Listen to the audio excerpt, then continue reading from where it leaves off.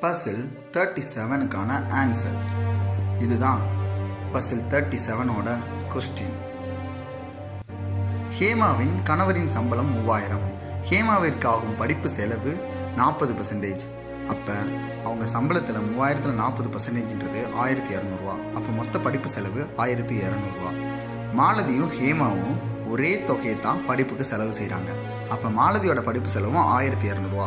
ஆனால் இதில் அவங்க கணவரோட சம்பளத்தில் 30% யூஸ் பண்ணுறாங்க. அப்போ 30%ன்றது 1200னா 100%ன்றது 4000 ரூபா.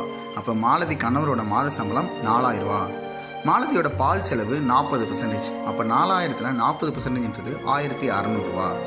மணிலாவும் மாலதியும் பாலுக்கு ஒரே அளவு செலவு செய்கிறாங்க. அப்போ மணிலாவோட பால் செலவும் 1600 ரூபா.